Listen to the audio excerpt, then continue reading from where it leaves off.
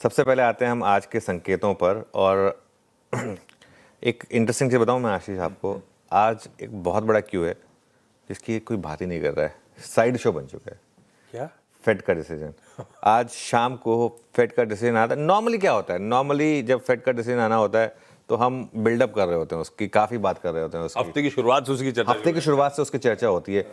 हमने कल और परसों उसकी बात ही नहीं की है। और आज भी सच बताऊं तो मैं आपकी और हॉर्मस की बात सुन ली तो इसके लिए मुझे ध्यान आ गया कि हाँ आज ये होना है, वरना मैं इसको इग्नोर कर चुका होता। आज नॉर्मल मार्केट में सबसे बड़ा क्यू था, आज ये साइड शो बनकर रह गया और वही है, ये एक साइड शो ही है, तो इसको साइड शो ही मानेंगे और अब आगे बढ़ेंगे।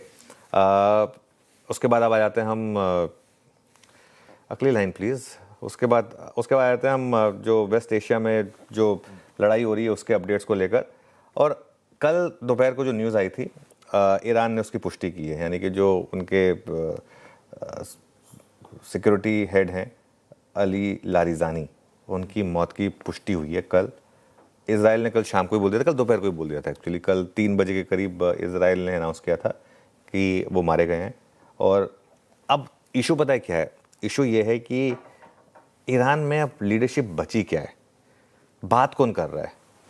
जो उनके नए लीडर बने थे वो तो कभी दिखे भी नहीं है, अब उनका पता भी नहीं है कि वो कहाँ है।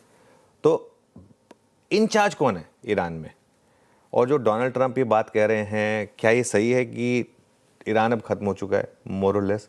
और क्या यही रीज़न है कि ग्लोबल मार्केट में भी अब थोड़ा सा एक तरीके से मान लिया है कि बस ये वॉर जो है बहुत जल्दी ख़त्म हो जाएगी, मतलब जो भी है मतलब या तो ख़त्म हो चुकी है, सिर्फ एक लास्ट के थोड़े से दिन बचे हैं, ये अब क्या हम मान के चलें? ये आई थिंक एक बड़ा सवाल होगा मार्केट के लिए। डोनाल्ड ट्रंप का एक इंटरेस्टिंग बयान आया। डोनाल्ड ट्रंप ने कहा कि अब ट्रंप अलग थलग पड़ गए हैं, लेकिन अब वो उसको कह रहे हैं मैं तो सिर्फ ये देखना चाहता था मेरा दोस्त कौन है। मतलब होता है ना कई बार आप किसी से मांगे और वो मना कर दे, बोले मुझे ज़रूरत नहीं थी, मैं तो सिर्फ देखना चाहता था तुम मेरे साथ हो या नहीं हो। तो वो उन्होंने बताया कि भाई ज़्यादातर नाटो के देशों ने कहा कि नहीं वो युद्ध में शामिल नहीं होना चाहते हैं। ठीक है, अच्छी बात है। और हमें ना तो अब नाटो के देशों के समर्थन की ज़रूरत है और ना ही उसकी इच्छा है, ये बात भी कही है उन्होंने। इंटरेस्टिंग। और नाटो ने ईरान के मामले में एक बहुत बड़ी गलती की है, ये बात भी डोनाल्ड ट्रंप ने कही है। अब और प्लस जो बाकी के मिडिल ईस्ट कंट्रीज़ हैं, वेस्ट एशियन कंट्रीज़ हैं, यूएई, कतार, बहरीन, सऊदी, इनसे बड़ा समर्थन मिला है, ये बात भी इन्होंने कही है। उन्होंने एक और चीज़ कही है कि अभी हम ईरान को नहीं छोड़ेंगे, लेकिन निकट भविष्य में ऐसा करेंगे। ये बात अमेरिका ने, आपको याद होगा, बहुत पहले अफगानिस्तान के बारे में भी कही थी और कितने सालों तक उसके बाद रहे थे। तो इसके लिए, लेकिन मोर और लेस उनके मन में तो मान चुके हैं कि ये वो जो वॉर है वो ऑलमोस्ट जीत चुके हैं या जीतने के काफ़ी करीब हैं।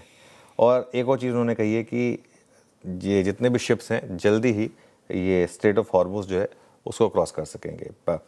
तो खैर यही कारण है कि थोड़ा सा मार्केट अगर आप देखें तो एटलीस्ट ब्रेंट मोर और लेस थोड़ा सा स्टेबल रहा है। अब कल अमेरिकी मार्केट में क्या हुआ एक बार ये देख लेते हैं। एक बार रखिएगा जरा अमेरिकी मार्केट। कल जब मैं सोने जा रहा था तब हम 400-500 पॉइंट ऊपर थे डाउ पे, आई थिंक 400 पॉइंट ऊपर थे। बंद होते होते सिर्फ 46 रह गया था, वो तो डे हाई से हम करीब करीब 400 पॉइंट फिसले। नैस्डैक भी अगर आप देखें तो डे हाई से थोड़ा सा नीचे आया है, करीब करीब ½ % ऊपर बंद हुआ लेकिन डे हाई से नीचे आया। और S&P 500 ये भी थोड़ा सा ऊपरी स्तरों से थोड़ा सा हल्का होकर बंद हुआ। तो खैर जो भी है, क्यूज़ तो फिर भी रिलेटिवली स्लाइटली बेटर है, बट हमारे अपने खुद के सरदर्द काफ़ी हैं।